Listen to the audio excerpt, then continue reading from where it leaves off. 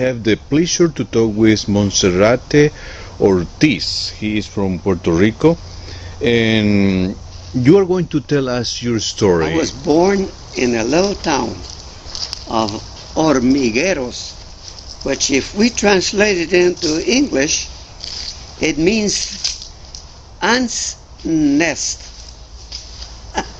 And it was a little town in the western part of the island of Puerto Rico.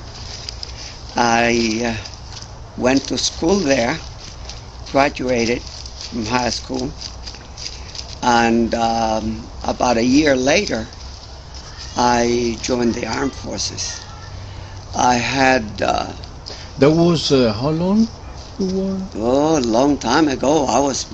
I graduated in high school in 1947. So you were like what, 7? I was 18 years old, a little 18 over 18 years old when I got in the service. Pretty close, 19 maybe.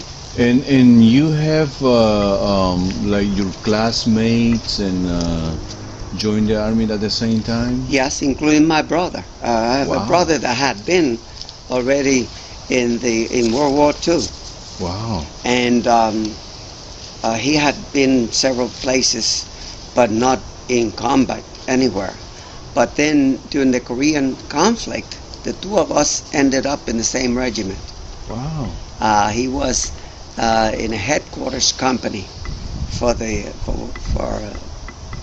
one of the battalions, and I was in the second battalion of the 65th Infantry Regiment.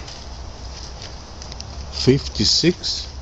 I'm sorry, 65th. Okay, that's it, because 65th that's what make part of a movie right now. Right. Is it a documentary or? The documentary that they showed the other night. Yes, and wow, this movie took 9 years. Very controversial because this have to do with the forgotten war. Yes. You decide to join the army because a lot of that us was the young, thing to do. A lot of us young people in those days, coming out of high school or colleges, some of us, didn't have a very good future ahead of us. And the military service was considered a good entrance to the world. It's in Spanish, it's called Estado Asociado. But that is a translation from Commonwealth. Like Virginia, but at that time, it was considered a colony, isn't it? Yes, it was a colony until 1952. With the election of the first governor, originally from Puerto Rico, Muñoz Marin was his name, died not too long ago.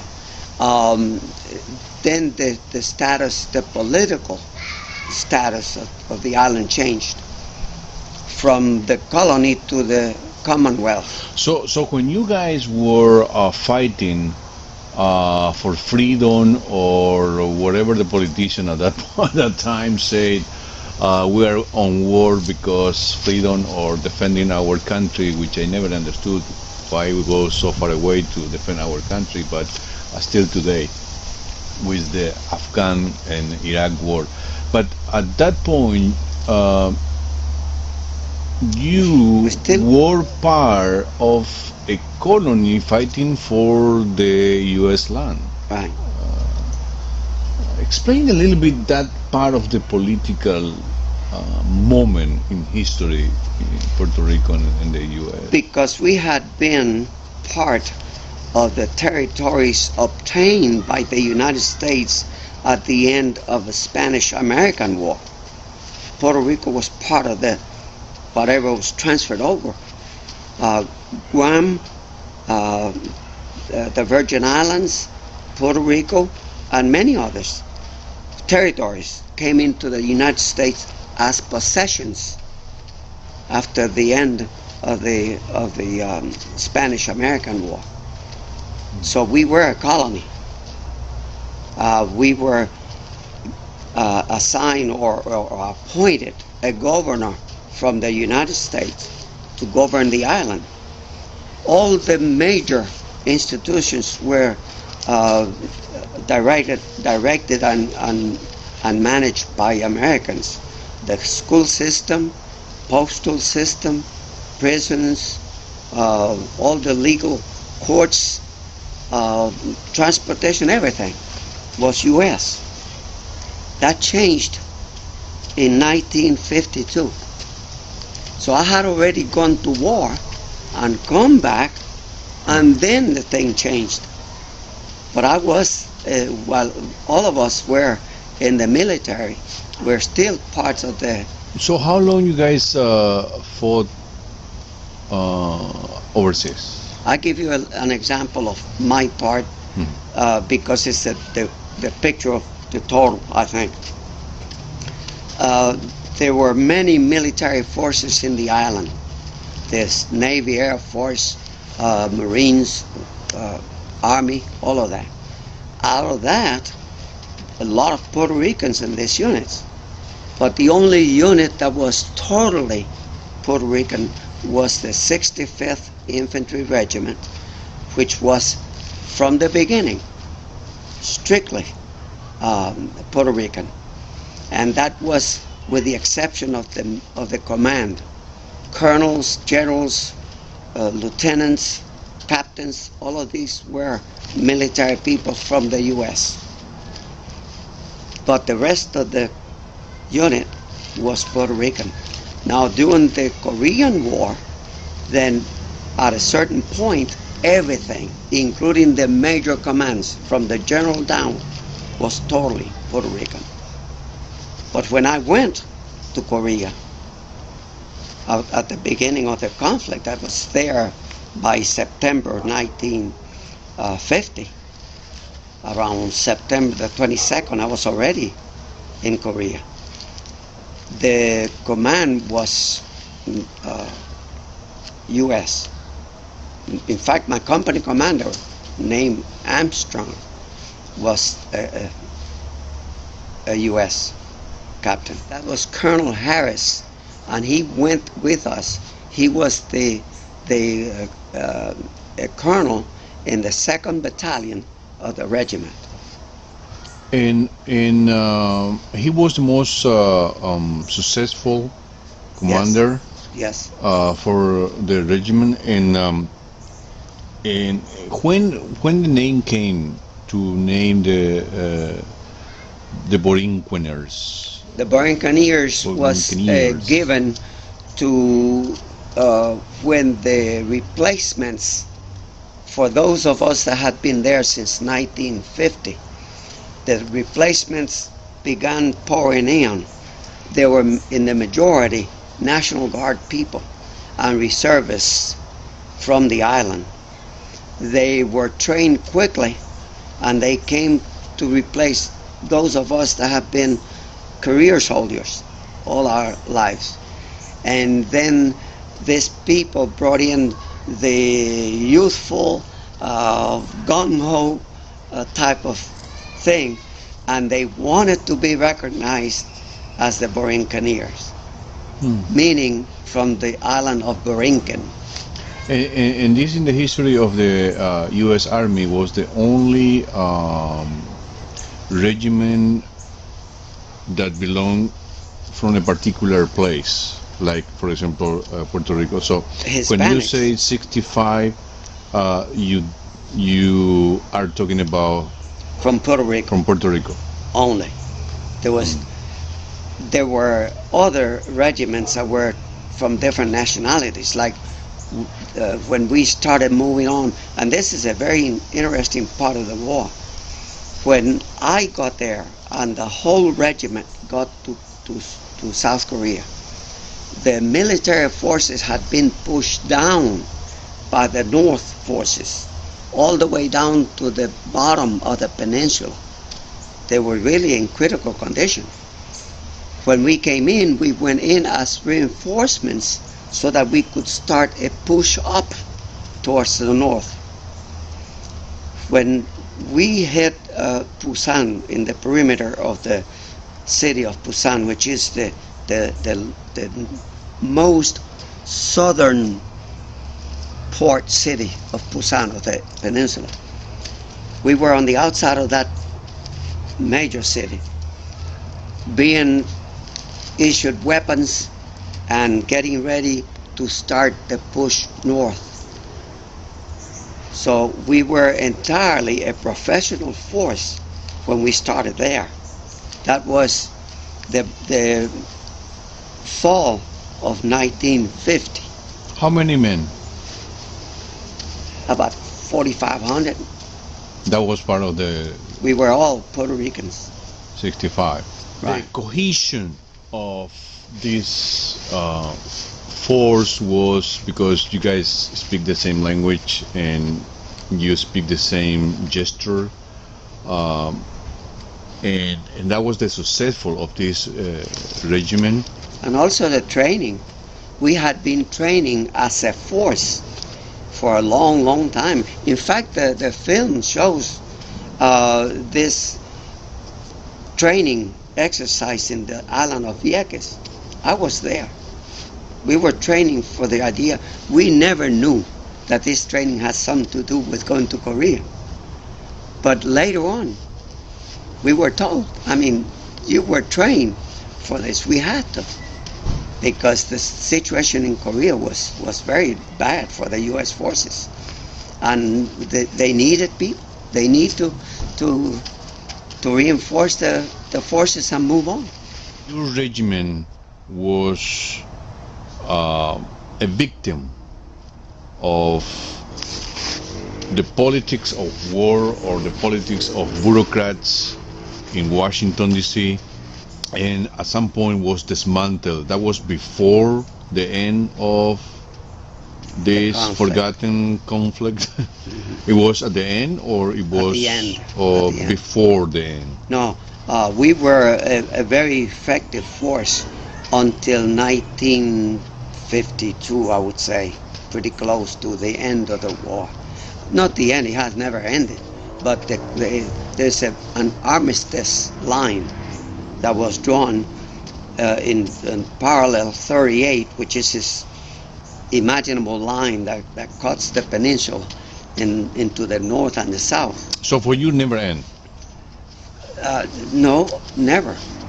For you or for everybody? It hasn't. There's still 40,000 troops there today. So it has never ended. It has never signed a peace treaty. It has ended the conflict, that actual conflict. So this is like the continuation of the Cold War? Yes, it could be, but it was pretty hot in there. Wow. In those days. And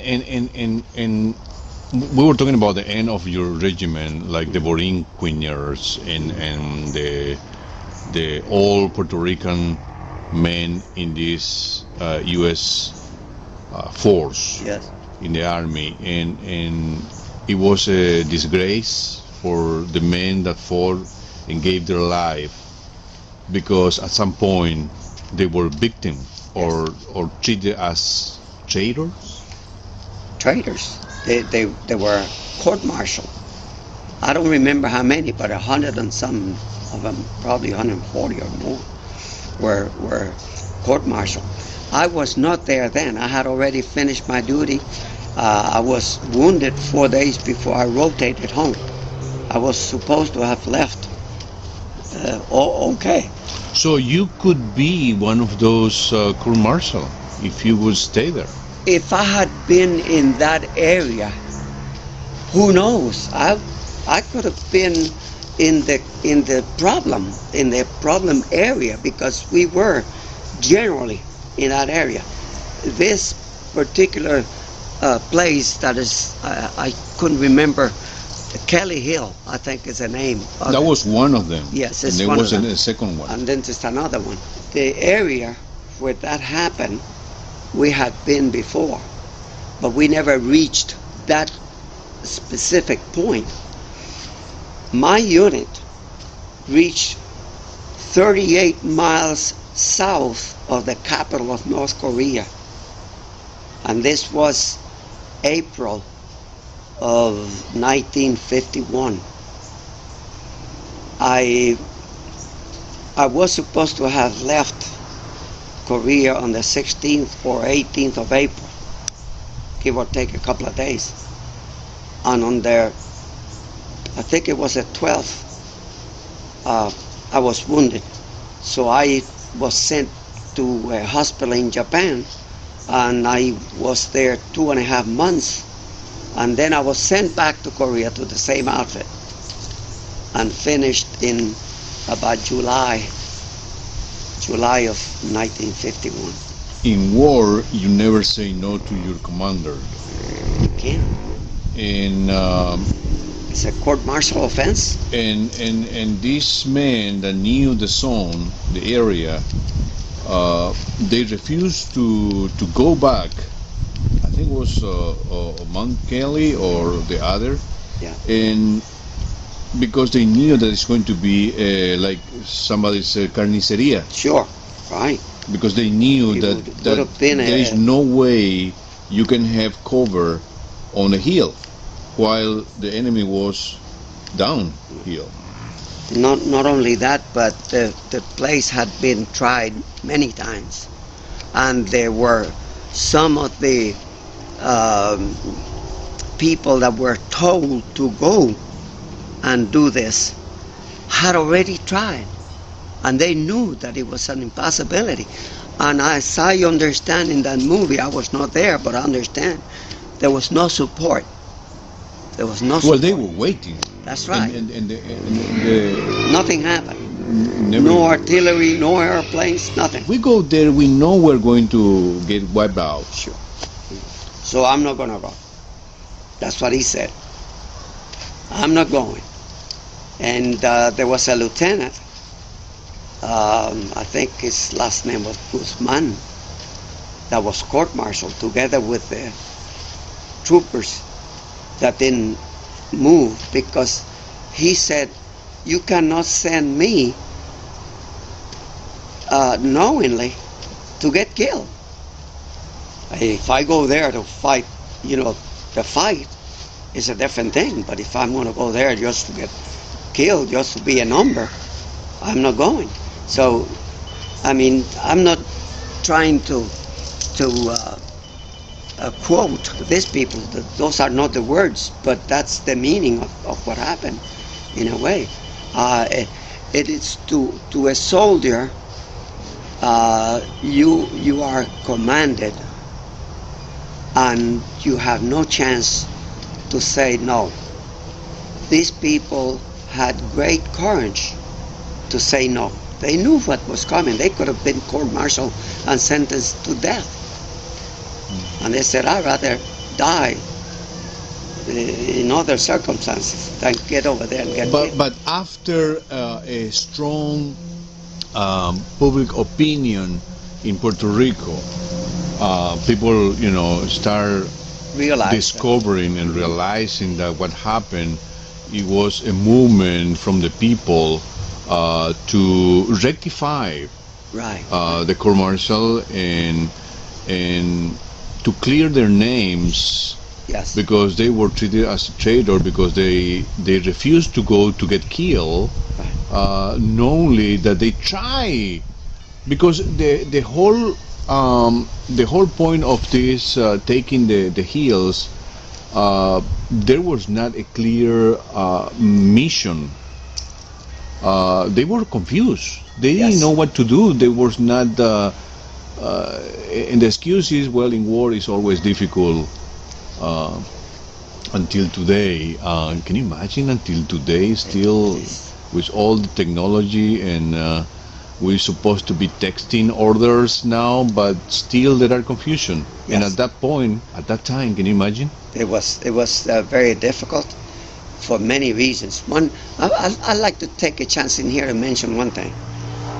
We are from Puerto Rico.